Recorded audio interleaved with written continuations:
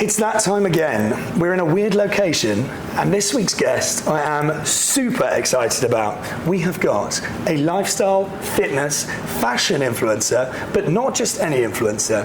This is, in my opinion, the king of Instagram. Welcome, Rowan Row. Oh man, lovely words. Thank you so much. Appreciate it. Thank you so much for coming. Thank you for having me on the show. Firstly, let's get a beverageino. I'm going to let you pick Shall first. we? Let me know. I heard they do some fancy cocktails here. They do fancy cocktails. We are at, for your information, everyone, we are at Park Row this week, which is a DC-themed restaurant and bar that is way overkill, but in the best possible way. What are we thinking? Oh, it's a hard choice, but you know, I kind of like I like whiskey. It's a bit strange, like in the winter time I like whiskey. Summertime it works, I like right? gin. Yeah. Dinner time wines. So yeah, I'm going for it's called Solomon Pinky. Solomon Pinky. Strong. Strong. I will do the court. Anyway, enough of that. The drinks will arrive soon. Firstly, thank you so much, Rowan. Really appreciate you coming down. I'm going to start things off. Now, you are Romanian, is that correct? Originally from Romania, yeah. But he's just got citizenship, so congratulations. Proud to be British, thank you so much. And how long have you been in the country? I've been in the UK probably around just over 12 years. 12 years? Yeah. And what made you move over here? I think, in a way, I liked a challenge. So in Romania, I was doing quite okay for what I was doing back then in terms of like job-wise and stuff. And then one day I just realized I wanted to start a new beginning in a new country where I cannot speak the language, I don't know anyone, and a country that has more opportunities and possibilities, more doors, more open doors. Yeah. And probably I'd say the UK, US is one of the top out there.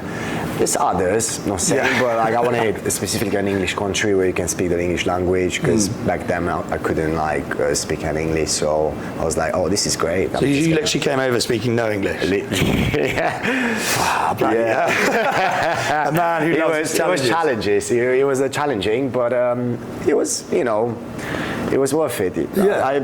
I had that mentality that, okay, the first 2 years will be really, really hard. But, you know, I knew after that, once you make connections, once you kind of learn the culture, because it's a very different culture than European culture.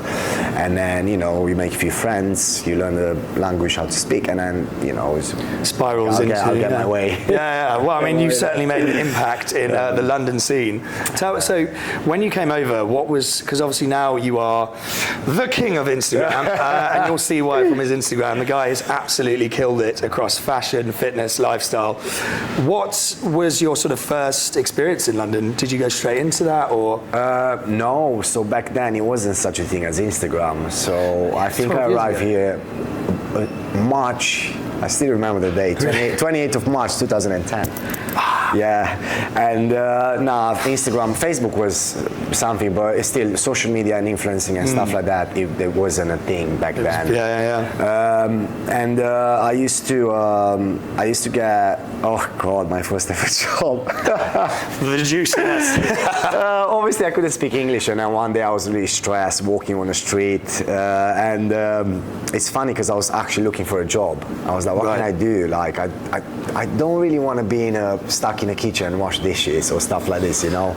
It's not the thing I've been made to do, and I don't want to start from there. I was like, I have a few more other skills, so let me see, like, let me just like Google, let me just like trying to find different jobs that I fit in. Yeah.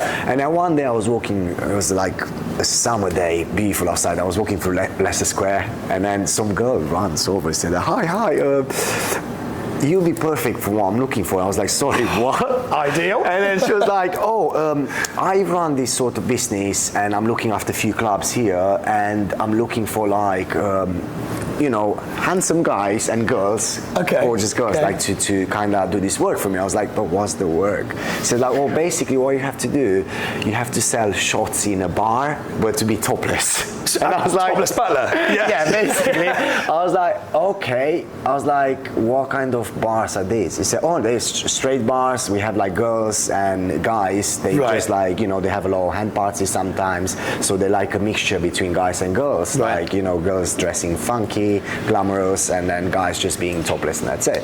And I was like, okay, cool. Well, you want me to like sell and deal with money, but I'm hardly speaking English. And she said like, oh, don't worry about it. We can just, I'll help you on the night because I work every night. So I was like, perfect. So that was probably my first job there. Is that in Leicester Square?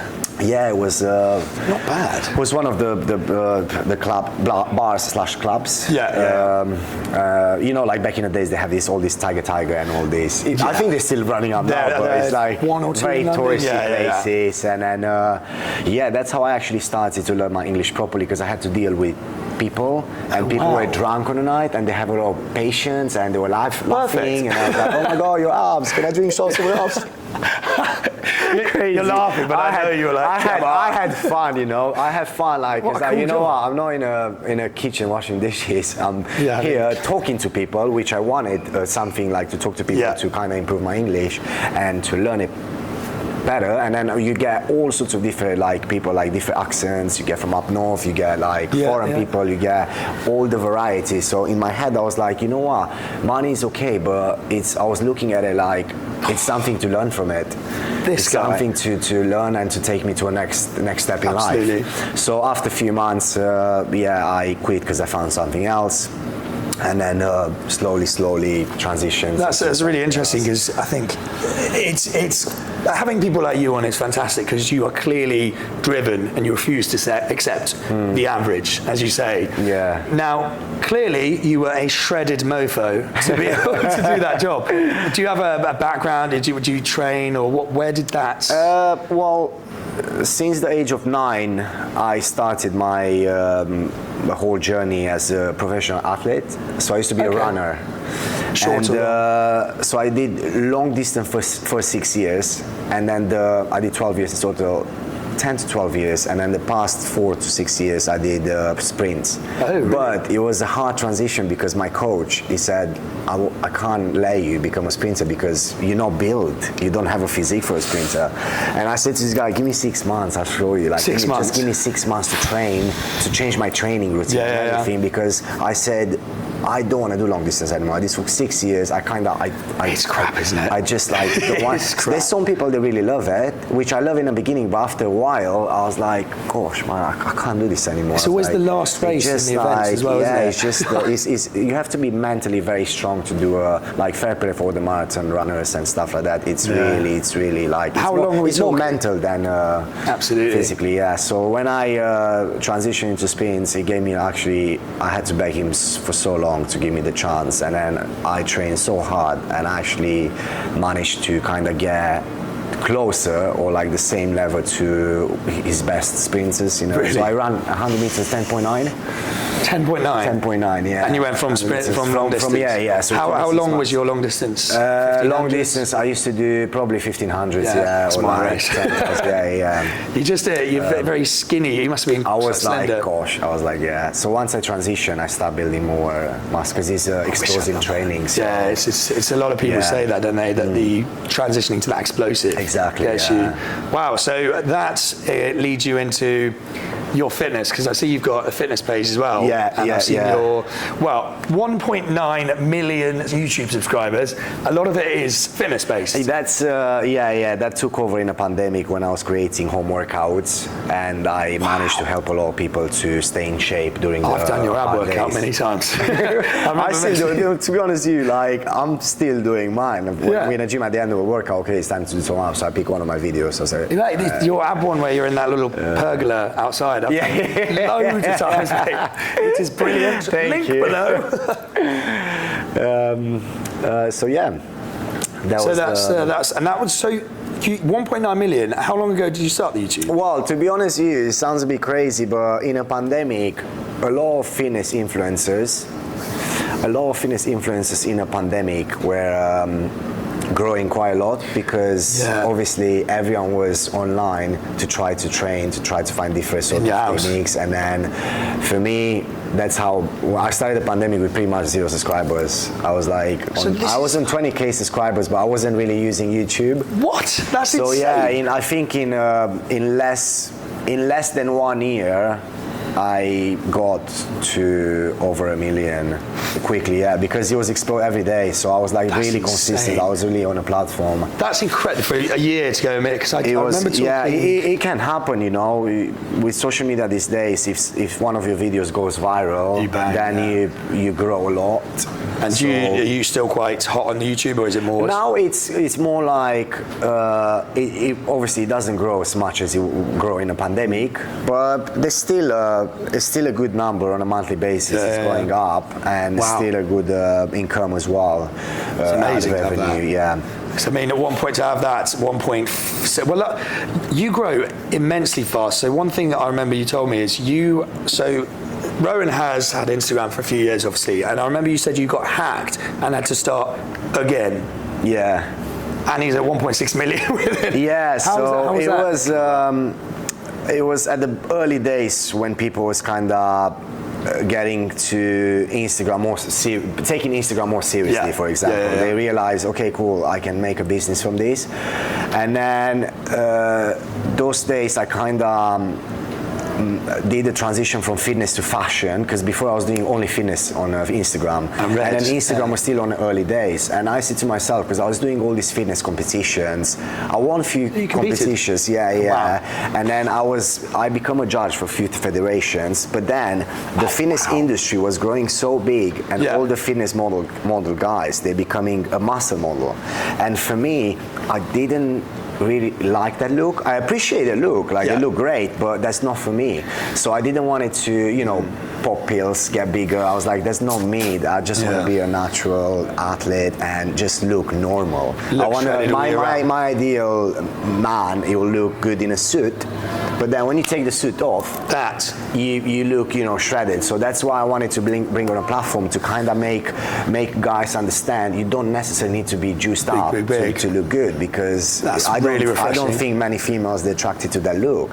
So I said to them, imagine if you look good in a suit, but at the same time, when you took the suit off, you look shredded to bone, but nice shredded, not crazy. No, I agree. Nice, a model look, a fitness model look, And also, buying a suit is a lot easier. Oh, there's the cocktails, we're speaking about fitness, and we're getting on the booze. Oh, look at that.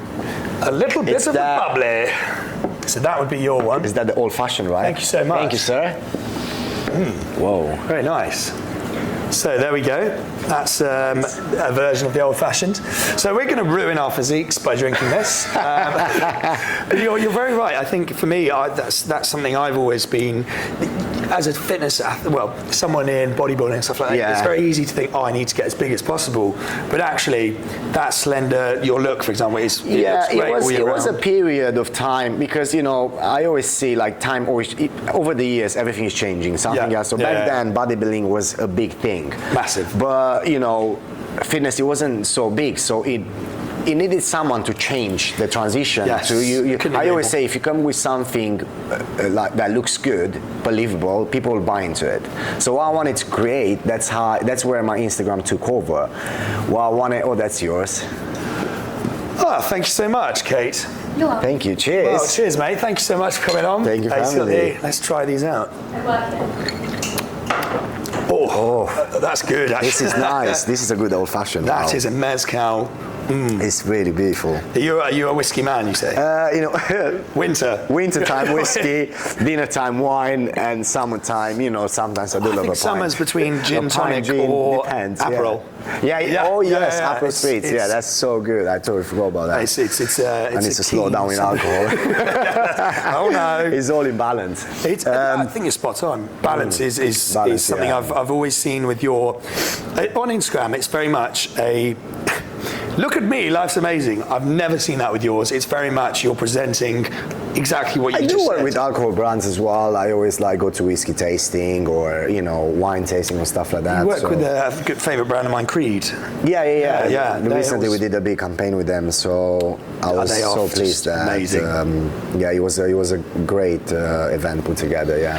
So tell me, obviously, with your, I was reading up on you earlier, and I saw, obviously, you said you started in fitness, but you started to notice when you did your fashion posts. Oh yes. So what happened? So I transitioned into that fitness world into fashion, and it's actually a good story because it was something that I had the vision in my head, but I wasn't sure if it's working.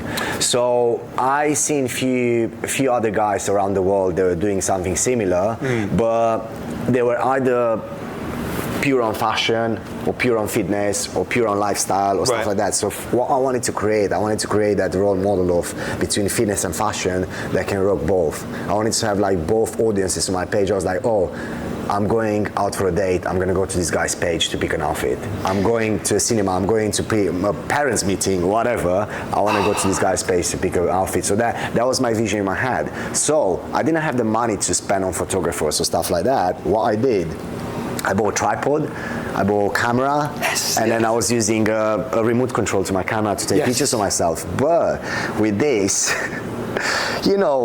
your mates will always take fun of you, right? So back then, I was getting so much shit, man. Like, all my mates was laughing at me all this, and I was like, you know what? Like, it was hard, and even people on the street, sometimes I was doing it, like, try to do it in places where there's not many people around, but it's still, you feel a little bit embarrassed. But in my head, I was like, you know what? I'm not stealing, I'm not doing anything bad. All I'm doing is I'm trying to create a page where I'm trying to inspire the nation and the world and stuff like that. So, in the beginning it was very hard because you get a lot of like people, laughing and all this, like I just said, and then after a while it started to take over, and then I was same as YouTube in the pandemic. It was just my Instagram starting to blowing. I was receiving a lot of messages from guys. I was like, oh mate, like thank you so much for inspiration. Every time I go out, I'm on your page to see what outfit should I wear, blah blah. And I was like, so what drove me so much towards this is all the messages and emails I used to get from people. I was like, this is great. This is amazing. This is like, for me, like helping others helps me. So I was like, this is amazing. And then so refreshing to hear that. After a while, I realized that actually you can make money from it, and I didn't even know. So I started. No, I did. Back then, I didn't even know. So I started because I wanted to have a niche page. I wanted to have a nice Instagram, and I wanted to inspire guys how to dress and how to stay in a good shape without taking pills. And all these friends of mine who were laughing, they were like, "Oh, Rowan, can we shoot with you?" Like, I was like, "What do you mean to shoot?" They're not laughing now. But I took it as a joke. I said, I didn't say I did say but you're laughing at me. But I always give them a chance. I was like, because back then, my mind wasn't where their mind was, so they couldn't understand how I think. So I was like, I will let them laugh, but they will come back. Because I knew if this vision works, even if it doesn't work, my biggest satisfaction is because I tried. I tried, and I failed, but I still feel good I tried, and I haven't given up on my idea. And that's what I'm trying to say for many people out there, for the listeners. Like, I think if you have any sort of idea in your head, and even if you think it doesn't work, but if you keep thinking on it every day, just give it a shot. There's nothing to lose. Mate, I couldn't just give you a shot. more. It's those small incremental changes that because feel like after nothing. you'll look back and you're like, you know what? Oh, so good. I remember now, friends. I don't know, 5 years. I started all this Instagram back in 2015, end of 2015. So I remember like talking to other friends of mine 3 years ago, 5 years ago. Where, I said, "Mate, start now. It's not too late." And they said, "No, it's too late." I was like, "No, it's not late. Trust me. Social media haven't even started You are yet." setting me off, right? So they were like, no, it's too late. And now we're talking. I said, "Well, you're so right." I said, "I told you, just give it a shot." You're almost the wave of, because this is something, and I'm going to throw some compliments Rowan's ways. I first heard of you when I was with a mutual friend of ours. Fuck's this Rowan Row guy? And he described it. He was like, Sam was obviously saying you'll love this. Every single person we've worked with who's worked with Rowan has always spoken so highly of you. Thank you. And it's really refreshing in an industry where that's not necessarily the case. Yeah, of course, yeah. And hearing what you're saying there, it's very much. I decided recently to change my wardrobe up, and I couldn't tell you how useful your page was. Just scrolling through all your looks and actually being able to pick out. I look all right now, so I can completely see where you get. And hearing your sort of positive messages there, you never seem to look at things in a Londoner way, which can often be quite jealous or bitter. You seem to be really positive, which is so. Cheers to that. I love it, and mate, it's paid off 100% because you are killing it. So, on the influencing now. We obviously work with some really cool venues, and one of the reasons I got you on is because obviously you've got some awesome stories. I want to hear some of them about your travels, because you've been to, I mean, you were just away. Normally you're working, but I think you might have been on leisure. Some trips been working, others is just like leisure, but most of them I always work with different hotels. Yeah. So even if it's leisure, it's still a little bit of work, I saw you took the drone recently to that hotel you were at. Looks unbelievable. Yeah, so there's all sorts of like different cool places. Actually, talking about the Rowan Hotel, that was a new place they just opened this year. It was Crete, yeah, it was Crete. Oh, it looks beautiful. Nice place. I think they're gonna just kill it. Like the hotel the architecture and everything is really nice. But do you have any sort of are there any particular restaurants or places you've been to where you've gone, my God, that was incredible? I guess a lot. Yeah, it's really hard to think, because I've been working. I mean, I think I work with restaurants more in London than abroad. In London, one of them that I really like, that I eat in few different countries. It was Koya that they have in Mayfair. Beautiful restaurant. I really love it. It's like Peruvian food or something. It's just, they do some really great dishes. So I had Koya Monaco, Dubai, and... you did Monaco one? Yeah. That must be nice. Really nice, Which leads me on to, you won in Monaco 2018, didn't you? Yeah. Influencers Awards, For fashion. Yeah. Amazing. Like, that was blowing my head, because how was that? I was there at the table with a few other... There was like top influencers from the world. I was like, for me, I was just happy to be there. I wasn't expecting to win anything, so I was just at the table. I was just happy and enjoying every moment. And when they screamed my name, I was like, no, I can't. The guys from the table, mate, go, it's you. I was like, no, and I look on the screen and it's like Rowan Row. I was like, no, I just wanted to cry. That's amazing. Yeah, I was like shaking with the trophy in my hand, because you had to do a little bit of speech in front of everyone. So I was like, oh my God, You're never prepared. I'm not exactly. So I just just a short one. So, it's amazing how when put in front of a camera, now we're all right, but when it's on the spot, I'm a very calm person, but my God, when I'm nervous, do the shakes come in? It's just so, I can't imagine how you were feeling. Yeah, but I think because he was didn't prepare anything and stuff like that, I was just all right. So where was it? Did you have like an after party there? What was? So we were there for actually 2 or 3 nights. Yeah, okay, 2 or 3 nights. Wow. So the company, which is Influencers World Monaco, they created something extremely magical for us. Really? Like obviously there were like so many. Probably 200 influencers or something around the world. Just for various categories. Yeah. Wow. So they put everyone in different places. Like everything was just like 5-star hotels, and I stayed. Oh my God, you're sick.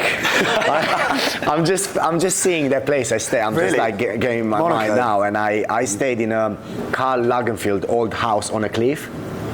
And my room, I go in the room, and the guy said, "Oh, this is a button here." I said, "What's the button for?" You press the button, the butler will come to your door and you can ask for anything. And then my balcony, I will go in the balcony, and you see the whole. The house is on a cliff. It's Karl Lagerfeld old house, and then you have the choices, because they were partnership with so many brands. Yeah, so you have like car-wise, where like you have to choose what you want to drive, either Aston Martin, Bentley, or like I'm not sure what. That must have been very much a pinch me moment. It was that's insane, where you go back to where your mates are laughing at you. That's kind of it. I was just there. I was like, I was actually by myself there. Those moments where they're almost pinch me, where you go into a venue and crazy. go, oh my God. Yeah. That's what I want everyone to experience. And as you say, that feeling must have been and even crazy. the hotels in Monaco and stuff, I was like, because I went a few times and I stayed to different places. I was like, the whole place is just blowing your brain. But Monaco is extremely expensive. Like. Where's the best country you've ever traveled to? It always depends, you know. Depends what you're looking at. Depends. I think the best places you travel is who you travel with, first of all. Yes. Cheers for that. Spot on. I think in terms of scenery, my two favorite places in the world will be Maldives and Bali. I knew you were going to say that. It's just like you wake up in Bali, for example. You wake up in the morning and you look outside. If you stay in the Ubud area, it's like a picture. It's rainforest almost. Yeah, it's like a picture. Like when the sunrise and everything. It's just like it's like a story. Like it's incredible. Yeah. And I saw a photo, the one you can see right now, where it's this really cool. I don't know how to describe it, but you're sort of on the balcony. I think you're topless, but it's this really, this really cool. Oh yeah. There's the houses in the forest. Yeah, they have a few houses in the middle of the forest, and it's just like you go to sleep and you just like hear the animals and everything. It's like, oh my God, I'm in a jungle. Yeah. I remember there's one place we were. You probably when you go for dinner, there was almost like this mist, as if they were putting smoke, but it was actually just the condensation. Well, are you talking about Bali? In Ubud, when it was sort of late night. I can't remember, but yeah, there were so many like cool places, and even like people there, they're just so nice. Everyone is just like grateful, and like everywhere you go, people are so happy. I'm you know, like coming out of London and going to Bali, you know, London's like. I remember you mentioning that you went into something you really didn't enjoy. It was. I was still doing athletics back then, but it was towards the end of my career because I was just like, I studied sports science, so that's why I was like professional athlete when I was young. And then I was getting to the point where I was about to get my A levels, and then what I'm gonna do, go into uni or whatever. But before that, a couple of years back before that, my parents said to me, oh, it's summertime, you need to get a job because, you know, you need to contribute to bills, you're getting older, you know, 17 or whatever. So I was like, okay. Really? So, really? Like, I lived here for free like, for you know, but years. I'm an athlete, I'm running, like, you know, but that doesn't give you enough money to, you know, So I was like, okay. So back then my sister, she was seeing this guy, which is her husband now. Oh, wow. So back then was a boyfriend, and then him and his father, they have this business in Romania.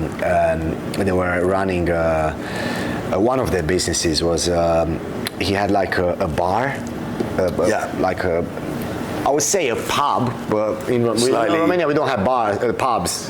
Like, not only England has pubs, like a dive bar. It's like a bar, yeah. And then he said, oh, you can work behind the bar, and sometimes you can serve inside as well. And I was like, okay, fine, it's a job, you know. And I started doing that, and honestly, like, I have nothing with people who works behind the bar, stuff like that, but for me it wasn't something that I was enjoying. So I was working there for 2 months, wake up in the morning, going to work, and then when I finish work, every day it was probably the first time in my life when I was like experience sadness in myself. Really? I was like, I'm just feeling like you wake up drained because you know you have to go to work, then you finish that work and you come back drained because you know you need to go back tomorrow.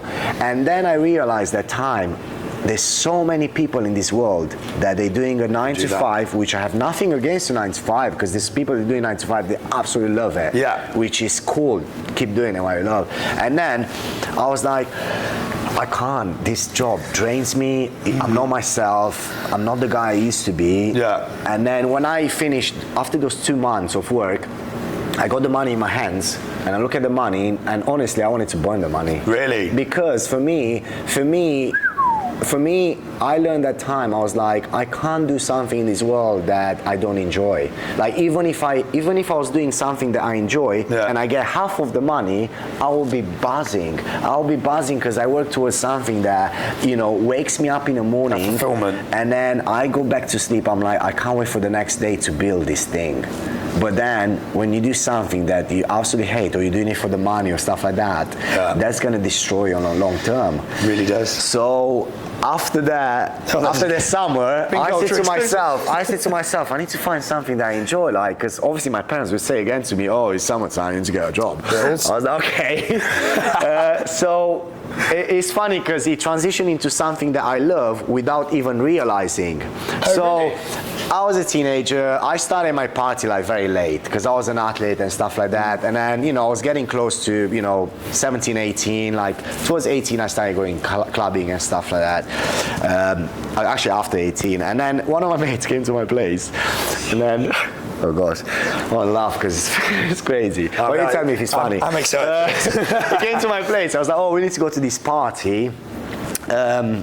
Okay, cool. I said, come to mine. Let's get ready at mine. Have a drink, There we go. And he comes to mine, and I just look at him. I was like, hey, your hair doesn't look very good today. And then he said, right.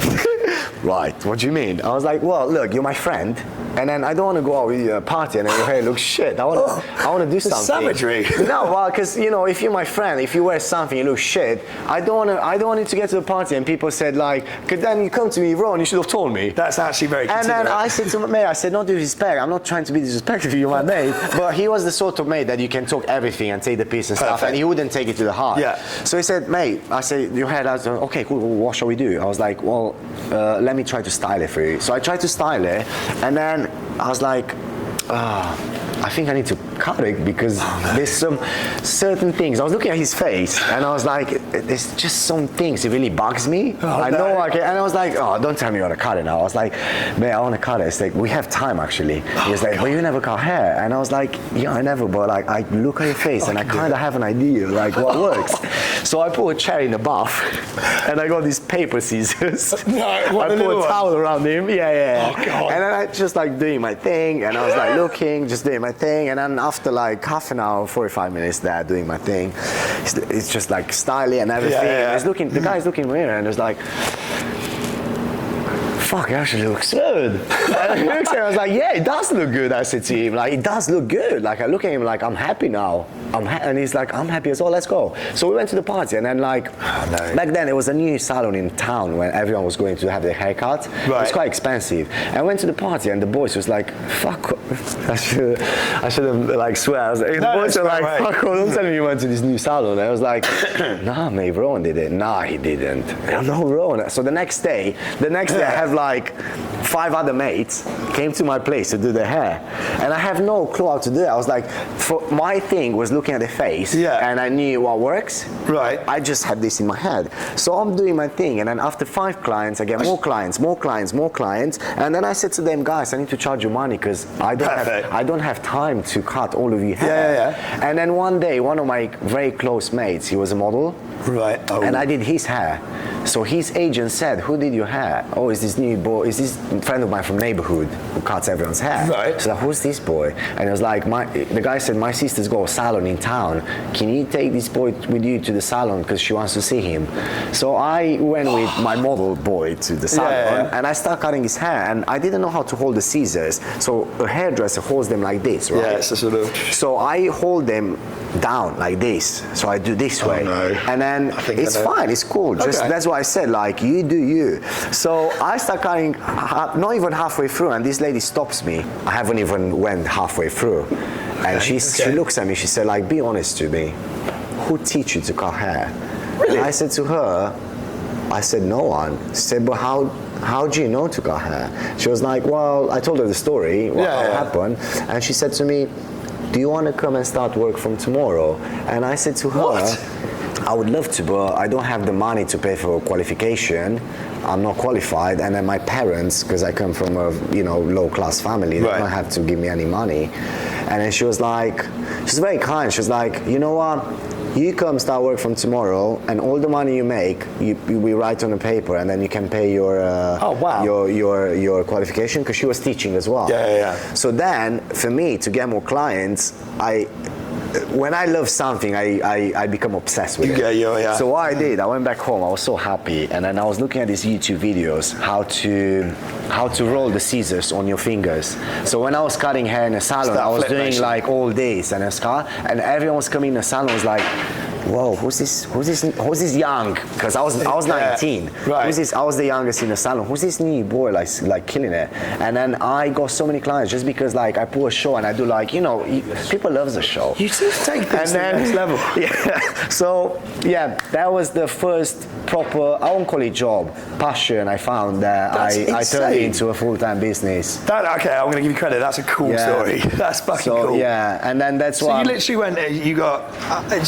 I've just got this image of you because we have these safety scissors as a kid. Yeah. You doing that too? I was just like, you know what, like mate, like it doesn't matter. There's always in my head. There's always a way. That doesn't surprise me. No matter what happens in life, it's always a way. I said to you, mate, I'm not professional. I think but I can make you look better than you look now, and you're my mate, and we can do this together. This guy. And I say you can do this together. You trust me, and I'll try my best. Love it. I know we have to go in a party, so I'm not gonna fuck up. Trust me. Yeah. So I just went slowly.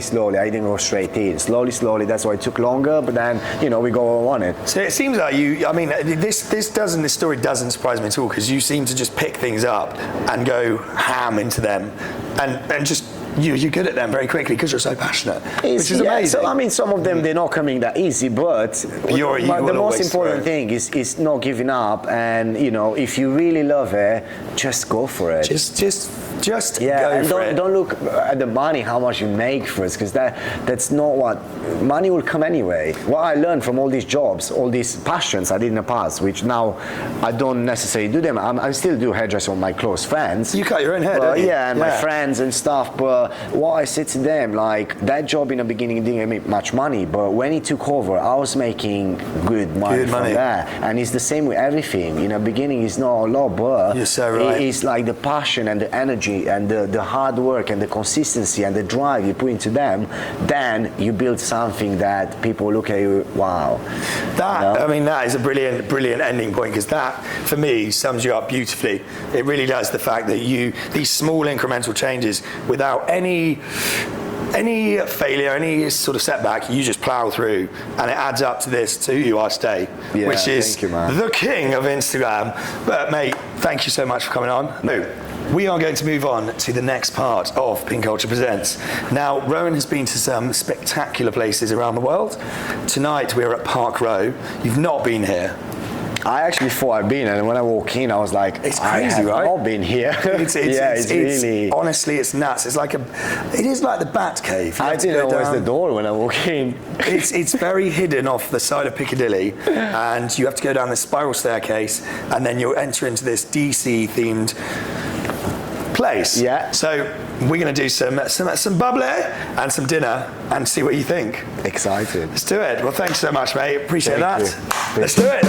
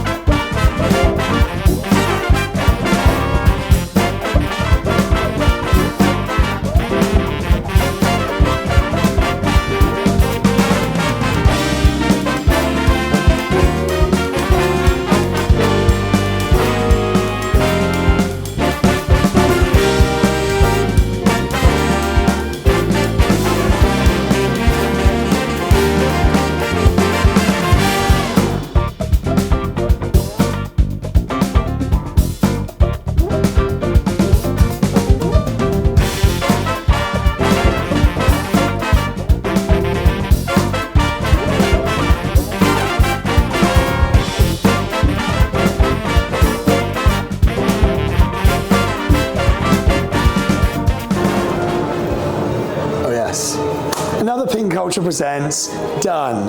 This week we were at the magical Park Row in Soho with Rowan Row, king of Instagram. Stay tuned because this is going to be a good one.